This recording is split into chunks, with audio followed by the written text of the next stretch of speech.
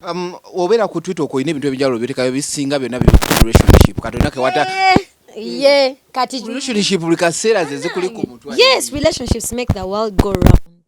Wali Gwe kati oli ku relationship ya man and woman love. Kuba ina gundi je wateekayo n'obuuza n'ogamba bu boys under 30 temukola ki kubanja kubonoonera bwereere oli mwonoonyi w'abalenzi. Now, I was joking. But also, young boys, ngoli below 30, toina chongamba. You're still young. Ochali mu 30s. Yeah, but I'm not going to date a 26-year-old boy. So just nateka yonti banai. Amulenzo mjabono ni dabwele ndi mukazi mukulu. But it was funny. It was just funny. Kati ejo chibi bannange. Na ate atekitegeza nti njagala bakadde. Kuba nammwe abakadde don't bother. Kati oyagala age bracket ki? Ndeke nagiga Mukama agimanyi. Ngawo wabiteeka ku ogenda omuleeta. Tomanyi nyizo omusanga mu kkubo. Agenda ani gwagondo onondera bosanze mu kkubo. Owange Mukama amuleeta mumulinde anytime now. Ndi bulungi. Obadde obuliri. Kituufu mbadde mbuze. Ennaku zino abantu bagamba music okuva weyeveera gwe n'owulira nga Twitter buli kimu kwe kirina okubeera. I don't know why people are upset that I don't even know which people are upset. Wali maze mu studio limala ku Twitter. Banange ebbanga lena bamanyidde kati saawa zino sibadde mu rehearsal ndi ku Twitter. Ochegera, people should not tell me what to do with my social media. I can wake up in the morning as I have my cup of coffee. I'm on Twitter. What's wrong? Ochegera, I'm on Snapchat. What's wrong? I'm on Instagram. And all these platforms, zitfunira sente fa abayimbi. Because when you're getting endorsements, they look at your numbers, they look at your engagement. There are people that have numbers, but they don't engage with their fans. Kati omutagenda kuwa kutunda product ye. Ochegera, oba kumulangira business ye. Nga platform ozirina people follow you just because of music. So for me, I decided to use my Twitter nanga show and that's it. But Twitter, I'm talking, I'm discussing church gena maso. Gundi bamukute Bobi Wine bamukwatidde wano church gena maso. Okitegera katolu wa matswazi zatya. Like that. I mean, it's just for banter and fun. Yeah. Naye omuntu ayinza oga tweeting anyo because I love it and it's easy to tweet. I mean, it's just a simple text and that's it.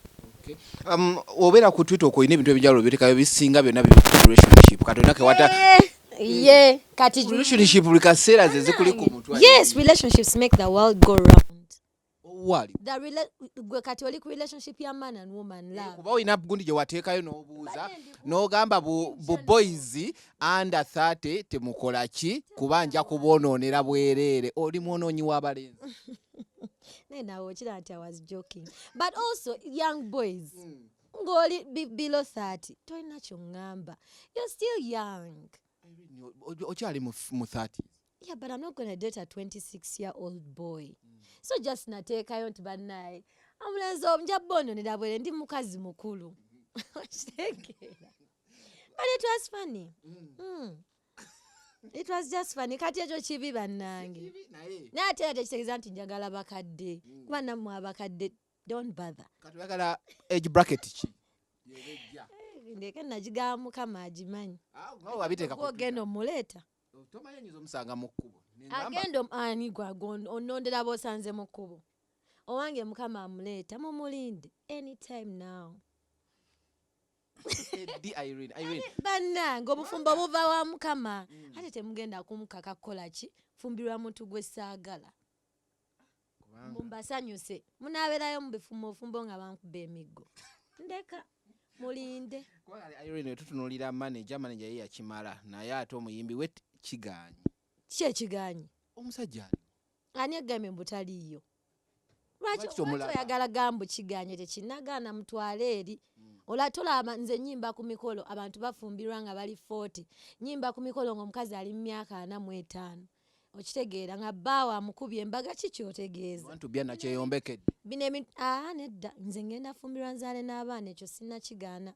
Era nze omukazi yenna agambuze abasajja biki baba beegumya. Okitegeera omukazi yenna weetaga leadership y'omusajja over your life. Okitegeera. So me, I'm going to get married. Don't even worry about that. Ate mbalenzale, hopefully twins. So I can become no longer IRENE NTALE. Yeah. Kye kikulwisizaawo. Tegereza sigenda kola nsobi lwa kupapa. And let me tell you, so many of my friends have made mistakes. Simbalaba bambi kati. They want to run away from the marriages. They can't. Okitegeera. Banne goma nga IRENE Ntale banesinga kati nange ndiawo nawe bichinga dia. Wasalawo kwanguya kati toli happy. So you take your time. Buli omu mukama yamuterawo mubeezi we. Owange jali. Okitegeera nze sitidde simanyi lwaki munne laliikirira ne muddeyo ne mwambika IRENE Ntale bakawase. Teri muntu agenda kumpasa bya bambi. Omusajja agenda okumpasa agenda kubanjagala mbere mukyala we ate nga nange mwagala. We bali basondera Palaso yatekayo bamusondera sente ku Twitter. Wagenda n'oteekayo olina ajja wansi na retweeting n'agamba n'ogamba naawe kyagundi kye yakola singana account ye baddenga olina ateekayo gwe tugenda kusondera sente zikufunira musajja. Bannaye kati bambenda sonda sente mmeka ozinfunira omusajja. Abantu bali worried IRENE. Taking long. Oba gwe gwali worried. Kati kale mpasa kigwe tubajjeko worried. Gumunnyabo nze walugembe gwe nasuuna. Abambi tebabeera worried for relationships especially nowadays. You have to be careful. Naddala kati nze neetegereza. Agala mula mu byenda. Nkubuulidde neetegereza ate nga bwensaba. So the right person, it will happen. It will happen kati chichi lwaki mumpapya munteka pressure. Tubale tuludde okulaba olususu lukyaliko original abantu by the way wavira mu kamera nga abantu ba complaining ekizigo. Ekizigo mukirabawa. Okitegeera saa nnyo nakwogera ku bizigo ebyo kuba nnyiza abakazi abeeyerusa nze n'abafaani bangi ate nga mulimu n'abeeyerusa. Okitegeera so sigenda kwogera ku kizigo koyo ntikakwate obugere. Bobo bibi ebigere byange bikwate kale bikwate n'ebizigo tebyanoze. Omulaba nna twajirwa naye kale byebyo. Twakulaba ng'otandise kampuni ya juice oba promotinga nnyo juice. Watandika kampuni ya juice? Sigenda kyogerako ekyo cause I'm not ready. But just know there is a company called Detox Cleanse UG that sells juice, fresh detox juice, kuyamba to flush out toxins. Abasajja mu abayina ez'embuto ennene eza bia. Ozimanyi? Juice oyo azisala. Abakyala ng'oyagala salamu ku weight okendeeremukko onyumire mu bugoye bwo. Juice oyo abikola. Okitegeera ka skin oba oyagala kabeereko nga aka IRENE Ntale kano wookalaba. Nkugambye juice. Siri wano kulanga bizigo. Detox Cleanse UG weeri. Ekitegeera erine ku Instagram Detox Cleanse UG gogendako n'okuba essimu and then you get your juice. Let me tell you, I have others ne byotamanyi. Okitegeera nze COVID period yanjigiriza okunoonya ssente kubanga gye nali nzifunira waali waggaddwawo. Okitegeera, so I tried other avenues and God has really blessed me by the way. Otherwise singa siri nawo. Wali mu gundi nga bagiyita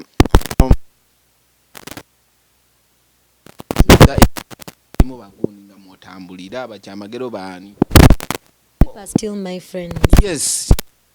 Friends. Gw'owulira otya nti okuba embaga nga IRENE otunulya abatunulya. Ekyembaga okiremeddeko. Serious because all your friends group gye walimu enkera yanjula n'akuba embaga IRENE oganye totally. Ani agenti nganye? Koze emputu mu bigambo by'okufumbira. Nkikugambye nti bannaye oba kati I'm going to sound like a broken record. Nkugambye njagala fumbirwa nzaale n'abaana. Naye nninze mukama sigenda kwewasa. Bino abakazi be bakola ennaku zino mbu ayagala omulenzi n'afandinga embaga. I'm not going to do that. Okitegeera sigenda bikola mbu lwakuba mmwe mbasanyuse mmwe mbu nnina omusajja wuuno nga nze nsasula buli kimu. Nga nze nsasudde n'emikolo. It's not going to happen. Kyova nkugambye ninze nga mulanga emulinze. Ate kati gwe kubamu akafaananyi nga musajja wange mubalaze nga tuli mu mikolo. Ayayayayaya. Kigenda kuba kiseera kya ssanyu nnyo. So tulinde. Ekisembera ddala completely. How do you rate she was once your manager and right now akikuba rating otya music wa Vinka? I find it hard to call her Vinka anyway. Vero wange. Vero akikuba okitegeera. Mulaba. Kadia kangako tekaina problem. And I'm happy to see her where she is, by the way. Because I was right there when she was starting. So it's only good. Yali omukwasi w'ensawo kati Kati na mama, lwaki mumusibako omukwasi w'ensawo? Yali akwatira ensawo. Yali tankwatira nsawo, you people. She used to book my gigs. Naye mama musibako omukwasi w'ensawo. Omukwasi w'ensawo yabeera ati. It's like you're trying to say she was beneath me. No, we were working together. Yeah. Well, how do you rate her music? Music we mulungi. The fans love it, so what can I say about that? Nothing. Mulungi. Wamuwa collab eyasooka mu bulamu bwe nga tandise okuyimba. Do we see you giving her another collab? Tuve ku bayimbi abalala. Sikyagala kwogera ku bayimbi kuba nnyiza bafaani baabwe. But just know me, I'm happy for everyone. And let me tell you, when you're in a happy place, it's easy for you to be happy for other people. Ensi nnungi nga buli omu musanyufu. So me, I'm happy for everyone that's doing well. Gabere vinka, kaberani. Because I know the struggle of an artist to make it. I know it. And when you make it and start to make money, I also know it. So, buli omu musanyukira. Buli omu ali eyo ng'okyakikuba, man, keep on doing it. Obadde obuze kituufu musically nga tetukyakulaba Irene. Kituufu mbadde sinnata music. Twakoma kulaba ku EP gye wata. Yes. That was 2020. Yes, early 2020. Yeah. What happened? Chichi? COVID happened. You know, I had so many plans, so many videos to shoot, and then COVID happened, you know. And me as Irene, it really affected me. It really did. So most of my plans were put on hold. Rakubanga COVID. Kati nengamba, should I spend all this money on videos? The world was uncertain. Gatetumanyi tunaddamu dyokola. Fabayimbi tukola sente through working, through functions, through obimanyi performing on stage. Kati abantu aba tebakyakuŋŋaana. Ngenda kulyawa. So life became different. Nae, thankfully, tuchise mpola. It's been 2 years now. So thankfully, but good not to gula, now we are back in business.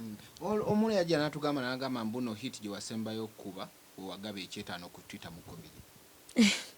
Bane n'obusento nabugaba naye bambi natuuka maaso kambwetaaga. Natuuka maaso eyo nga mbwetaaga. Naye anyway, giving, I love to give. So awo nali nkyawulira nti nkyayinamu. So when you have, you share. Naye Mukama agenza blessing, so I can't even complain now. Tugenda okugenda mu COVID nga already twalina EP eyali eva mu Universal gye walina okufulumya. Okufulumyako. What happened to that EP ya Universal? Bane music gyali eyo mungi muyitirivu. I'm trying to make sure that I get my music here.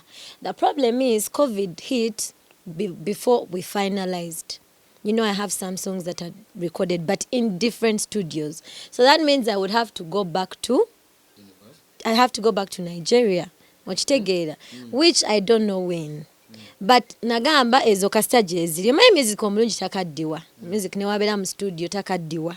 Okitegeera. So obanga teese sente zo mu bank. So nengamba kati engeri gyendi wano for now. Let me concentrate with working on with producers here so that I release the content I have here.